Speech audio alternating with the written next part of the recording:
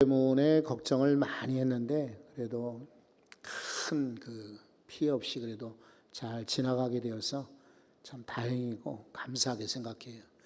그래도 우리 장로님 기도하신 것처럼 그래도 곳곳에 또 서해안의 섬 지방의 해안가에 피해 입은 이들이 많은데 빨리 회복되기를 소원합니다. 그런데 이런 자연 태풍만이 아니라 우리가 살다 보면은 인생의 태풍을 많이 만납니다. 하나님의 사람들도 예외가 아니라 성경에 보면은 많은 이들이 태풍들을 만나는 것을 봐요. 야곱을 한번 보십시오. 이 사람 아주 꾀쟁이 아닙니까? 욕심도 많고 똑똑한 사람이죠. 형을 이렇게 속여가지고 장자의 축복을 받고 그리고 외삼촌 집에 가서 머리 써서 돈을 물질을 많이 모으고 이제 아주 큰 재물과 함께 돌아오는 길에 형이 옛날을 생각하고 군사를 이끌고 찾아온다, 이런 위기를 만나게 되잖아요. 참 이런 인생의 태풍들이 있죠. 이 사람이 그래서 야복강에 앉아가지고 밤새 기도하게 되죠. 그때 하나님이 그의 환도뼈를 쳐서 그는 그때부터 쩔룩쩔룩 장애를 입게 되죠. 하지만 그 태풍 때문에 이 사람은 이제 교만하지 않고 더욱 겸손하게 남은 생애를 하나님과 동행하며 살아가게 되었습니다. 요셉을 여러분이 잘 아십니다. 요셉도 마찬가지지요. 참 형들에게 이렇게 배신당하고 팔려가는 그런 아픔이 어디 있습니까? 배신의 태풍이라고 할 수가 있죠. 게다가 종살이 하러 간 집에서 충성했는데요, 주인 여자의 모함으로 감옥에 갔으니 참 이런 기구한 인생이 어디 있습니까? 역시 배신의 태풍이죠.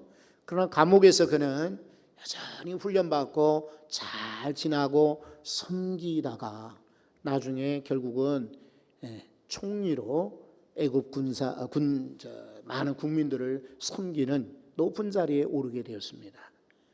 그러니까 이 사람에게는 태풍이 도리어 그를 높여주는 계기가 된 거지요. 성경에 에레미야 선지자를 잘 아시죠? 이 사람도 눈물의 선지자 이렇게 별명이 붙어 있는데, 에레미야 선지자는 이 사람이 고난을 당해 아팠어요. 많이 힘들고 어려웠는데 도리어 이런 아픔의 건강의 태풍이 그를 하나님이 딱 부르시는 그런 기회로 만들었어요. 한번 에레미야서를 찾아보도록 하겠습니다. 15장인데요. 15장 19절입니다. 여호와께서 이와 같이 말씀하시되 내가 만일 돌아오면 내가 너를 다시 이끌어 내 앞에 세울 것이며 내가 만일 헛된 것을 버리고 귀한 것을 말한다면 너는 나의 입이 될 것이다. 그들은 내게로 돌아오려니와 너는 그들에게로 돌아가지 말지니라. 아멘.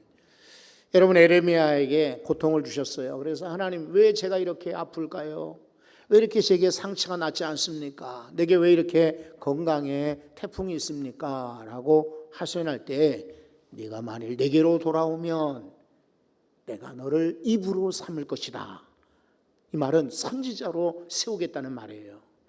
신약의 사도 바울을 보십시오. 바울 사도 역시 많은 일을 했지만은 몸이 아픈 거예요. 그것 때문에 견딜 수 없어가지고 여러 차례 기도했어요. 3번이나 간구했다 그랬어요.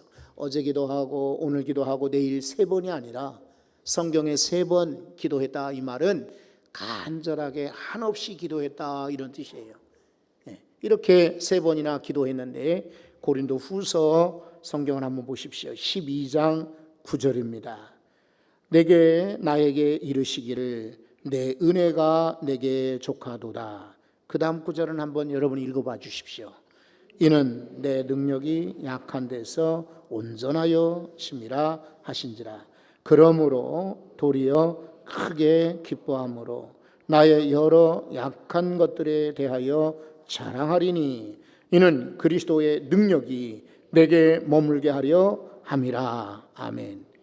내 은혜가 내게 족하도다. 약할 때 내가 오히려 강하여진다. 내가 약할 때 오히려 그리스도의 능력이 내게 남아 있게 된다. 이렇게 자족하는 은혜를 그가 깨닫게 된 거예요. 혹시 여러분들도 때로는 야곱처럼, 때로는 요셉과 에레미야처럼, 때로는 바울 사도와 같이 아프고 힘든 인생의 태풍을 만날 때에 하나님이 도리어 그 태풍 후에 더 큰 은혜와 복을 주시는 것을 발견하시기 바랍니다. 태풍이 그래서 꼭 나쁜 것만은 아니고 당할 때는 힘들고 어렵지만은 지나고 나면은 내게 유익한 것이죠. 이 욥이 지금 인생의 태풍을 만나고 있을 때예요. 그러나 오늘 저는 이제 이번 주 목요일이면은 연휴가 시작되고 금요일부터 또 추석 명절이 되기 때문에 이 명절에 기억할 것 몇 가지를 말씀을 드리려고 해요. 명절에 뭐라고요? 기억할 것. 명절에 여러분들 꼭 기억할 것이 몇 가지 있어요. 다시 한번 성경 18절을 보겠습니다. 땅아 내 피를 가리지 말라. 나의 부르짖음이 쉴 자리를 잡지 못하게 하라. 여러분, 이 욥이 지나고 있는, 욥은 실존 인물이죠. 이 사람은 뭐 꿈이거나 뭐 소설처럼 이렇게 만든 가상의 주인공이 아니라 그 옛날 아브라함과 같은 족장 시절에 있었던 실제 인물이었겠죠. 그런데 그가 살던 그 시대의 근동 지방에서는 땅이라고 하는 것은 의인화한 거지요. 나랑 대화할 수가 있는 거예요. 그 옛날이니까. 그래서 땅아 이렇게 사람처럼 이렇게 여기고 내 피를 가리지 말라. 피는 자기의 상처예요. 아픔이고 고통입니다. 내가 이렇게 피를 흘리고 아프고 그리고 힘든데 가리지 말라. 덮어두지 마라. 내가 얼마나 아픈지 좀 보여다오 하는 뜻이에요. 그러니까 욥이 지금 이렇게 말하는 것은 매우 아픈 상황을 아시겠지요. 그러면서 나의 부르짖음이, 이 구절이 중요해요. 쉴 곳을 찾지 못하게 하라. 이 말이 뭡니까? 내가 부르짖는다는 것은 기도예요. 기도가 쉴 곳이 없도록, 멈추지 않도록. 그러니까 기도를 계속 할 수 있었으면 이런 말이에요.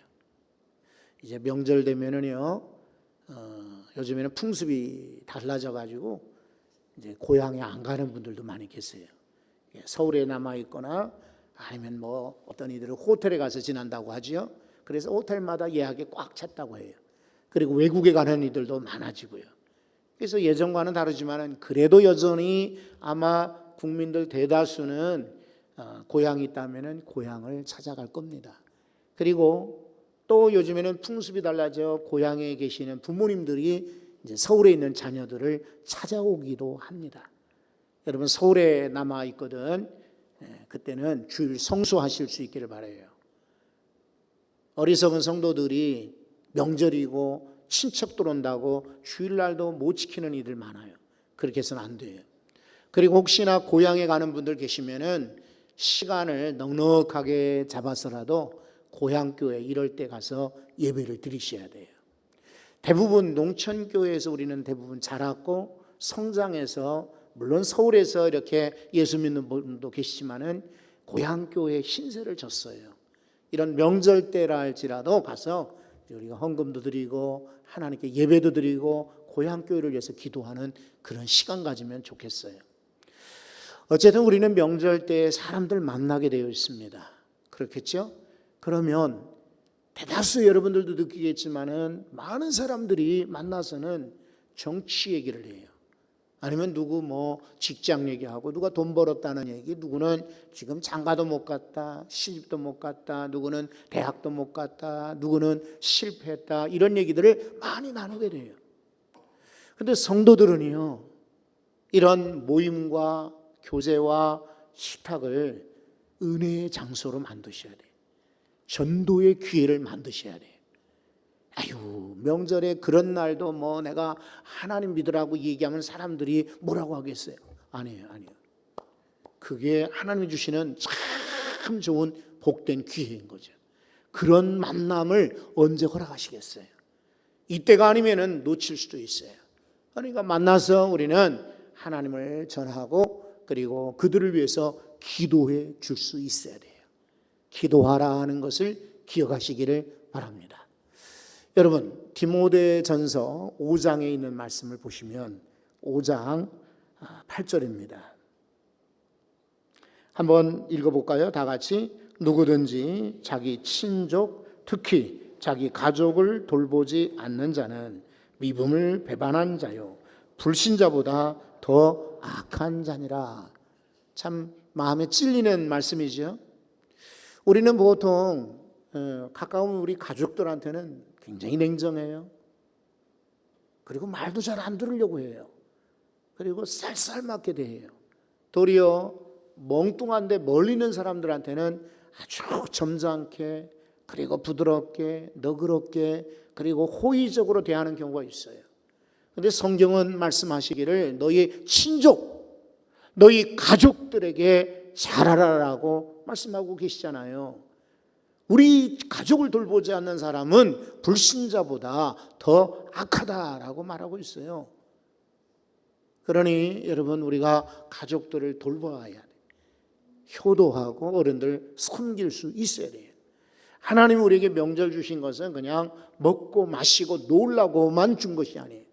효도의 기회이고 섬김의 기회이고 그들을 복음으로 안내할 수 있는 초대의 기회인 것입니다. 부르짖음을 쉴 곳이 없게 하라. 즉 가족들을 위해서 기도를 멈추지 말라라고 하는 뜻이에요. 하나님이 우리에게 두 눈을 주셨잖아요. 한 눈은 그 사람을 보는 거예요. 그리고 또 한 눈은 하나님을 바라보시는 거예요. 그래서 그 영혼이 만약 믿지 않는 이 같으면 위에서 기도하는 거예요. 그렇죠? 이게 우리 명절에 기억할 거예요. 여러분, 특별히 사도행전 10장에 보시면은 10장 2절에 고넬료 이야기죠. 한번 읽어볼까요? 다 같이. 그가 경건하여 온 집안과 더불어 하나님을 경외하며 백성을 많이 구제하고 하나님께 항상 기도하더니. 고넬료는 이방인이었지만은요, 로마 장교지 않습니까? 그런데도 불구하고 온 집안으로 더불어 하나님을 경외했다. 백성을 구제했다. 그리고 항상 하나님께 기도했다라고 소개하고 있어요. 그런데 우리 믿음의 사람들은 어떻습니까? 온 집안으로 하나님을 경외하는 가정 되셔야 돼요. 그리고 주변에 나누고 섬기는 기회 많아지셔야 돼요. 온 가족들과 함께 항상 하나님께 기도하는 가정 만드셔야 돼요. 이번 명절에 우리 가족들을 위해서 기도 많이 하시기 바랍니다. 또 하나 기억할 것이 있어요. 19절 말씀을 보겠습니다. 19절. 지금 나의 증인이 어디에 계시고요? 하늘에 계시고 나의 중보자가 또 어디에 계신다고요? 높은 데 계시느니라. 여기 증인 혹은 중보자 두 개의 단어가 나오지요. 이것은 하늘에 계신다, 하늘에 하나님이 계신다라는 뜻이에요. 이번에 청문회들 보셨을 거예요. 그죠? 뉴스 때나 아니면 실제로 시간이 있는 분들은 아마 보셨을걸요. 이 청문회 같은 때 보니까 증인이 있고, 증인이 두 종류가 있어요. 하나는 내 편인 증인이 있어요. 그래서 내가 이렇게 좋은 일 했다, 저 사람은 자격이 있다, 저 사람은 이런 죄를 짓지 않았다라고 변호해 주는 증인이 있고요. 또 한 증인은 상대편에 있는 증인이 있어요. 그런 사람들은 계속 공격을 하죠. 저 사람은 이 사진을 보십니까? 이런 사람이에요. 와, 저는 밤 늦은 시간에 어떤 국회의원이 사진을 이렇게 보여주면서 이 사진을 보십시오. 저 후보자가 이곳에 갔습니까? 안 갔습니까? 이렇게 질문하는 거 보고 깜짝 놀랐어요. 그리고 생각해 보세요. 세상에 어디를 가든지 누구를 만나든지 여러분, 이것이 드러날까요? 안 드러날까요? 예? 안 드러나? 아니요.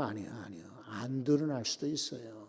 사람들은 변장도 하고 가장도 하고 모르는 데도 있어요. 하지만은 우리 하나님께서는요, 아실까요? 모르실까요?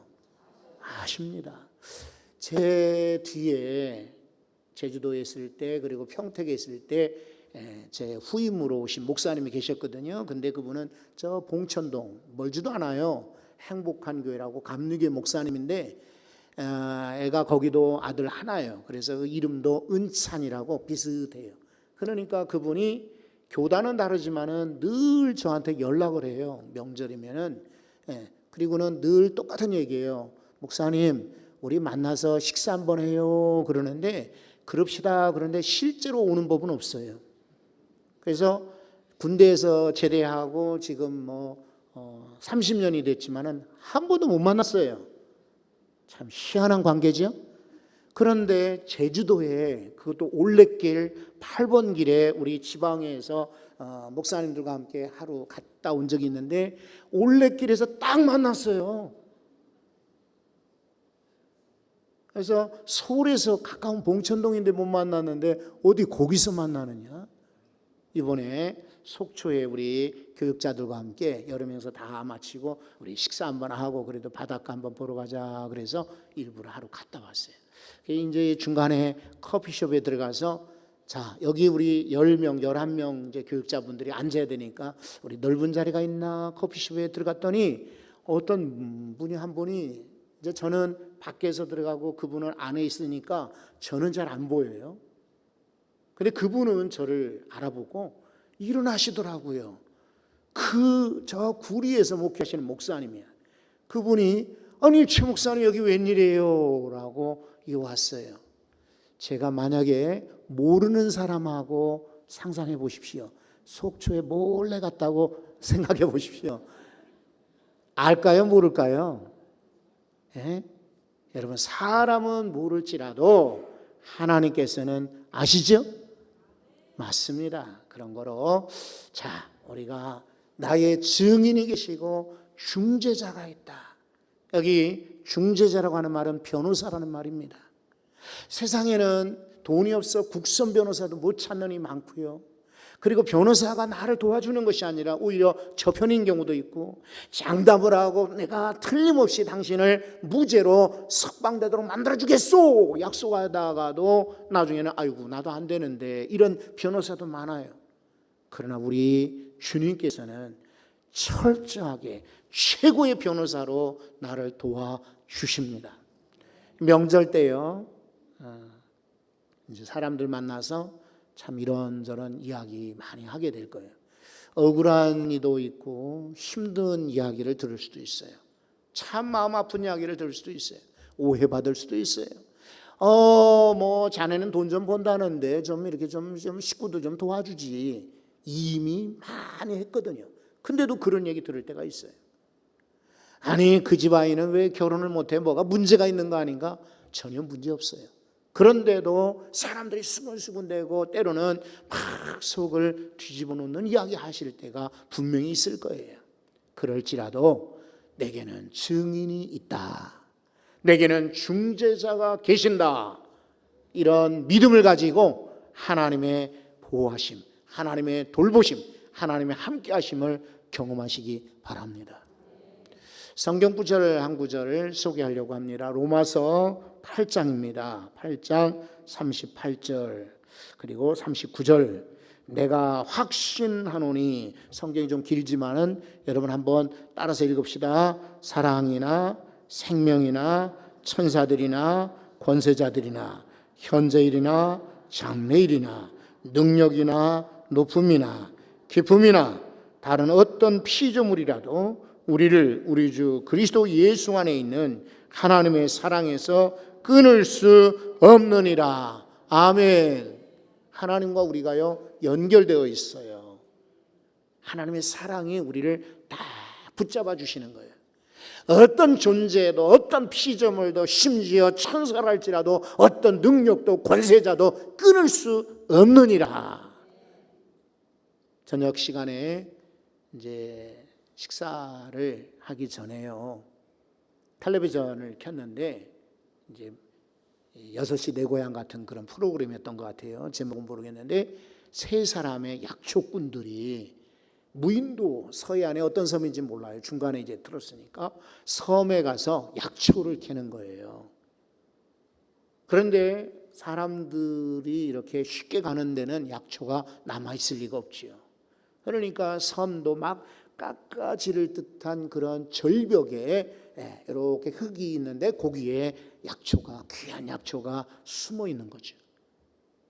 그래서 세 사람이 무인도 섬에 갔는데 그 중에 아마 한 30대쯤으로 보이는 어떤 사람이 나무에다가 줄을 매가지고요. 나무도 큰 나무가 아니더라고요.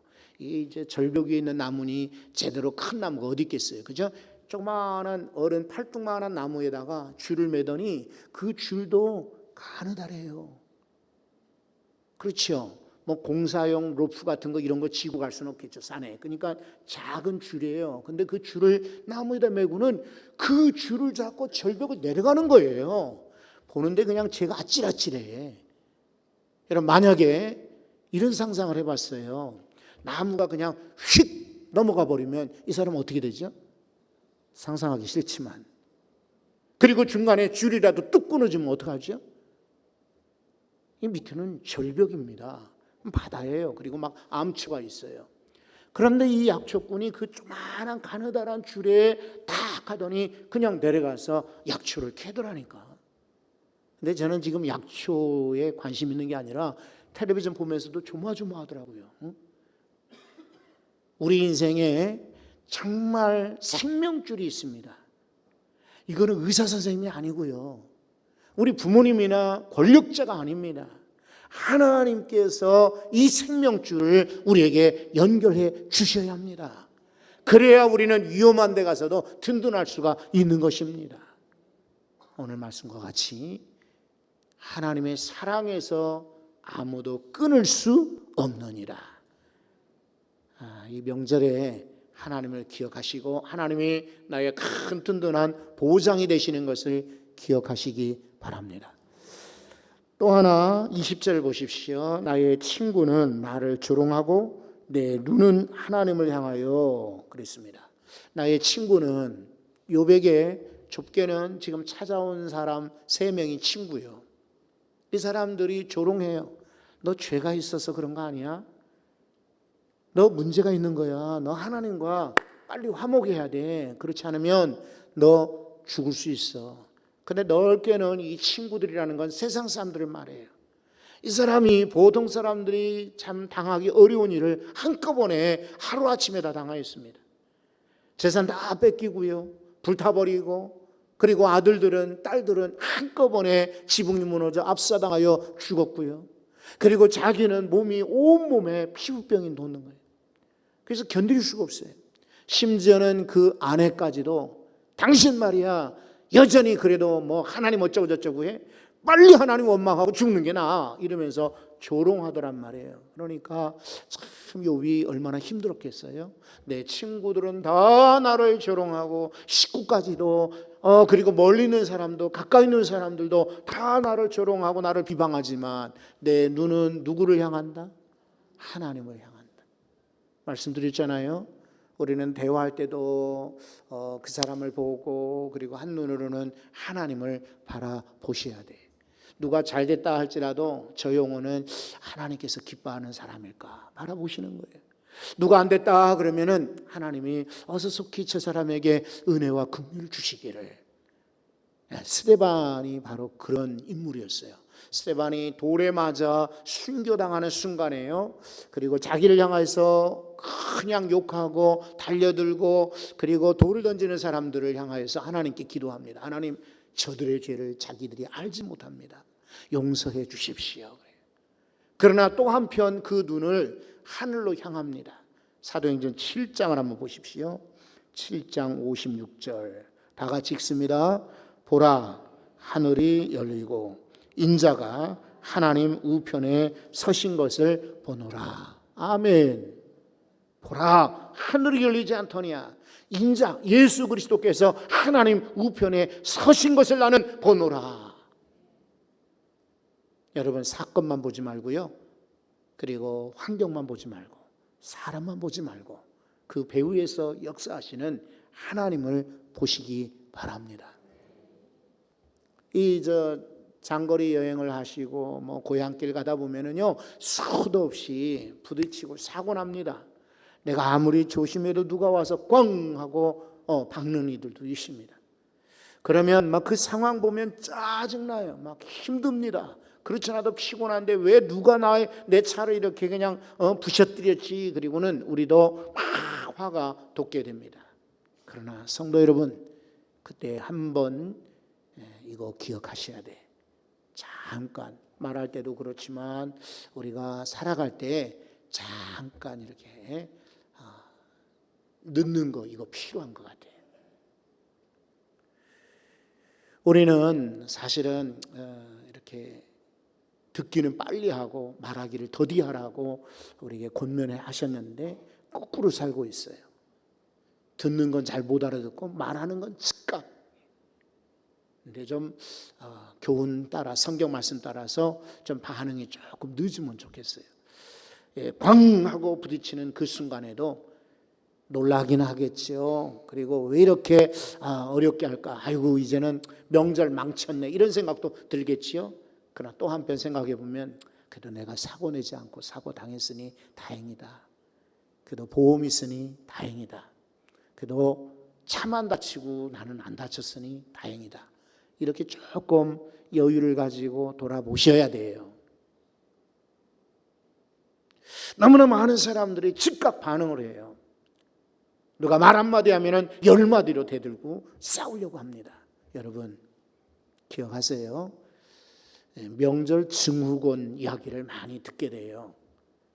근데 며느리들이나 또 외아들이라든지 또 이렇게 취업을 못한, 장가 가거나 시집가지 못한 노총각 노처녀들만 명절이 싫은 게 아니에요. 실은 부모들도 사실은 명절 증후군을 앓고 있어요. 아이들 대하기가 쉽지가 않아요. 남의 식구는 더더욱 힘들어요. 근데 옛말이지, 남의 식구가 문제가 아니라 내 새끼들이 더 힘들게 할 때가 많아요. 부모의 마음도 사실은 명절 때 찢어져요. 때로는 상처받는다고요. 근데 우리는 우리 생각만 해요. 그리고 우리 어머니 아버지는 왜 이렇게 불평만 하실까? 왜 이렇게 짜증만 내실까라고 하는데, 사실은 대다수 짜증은 젊은 사람들이 더 낼 때가 많아요.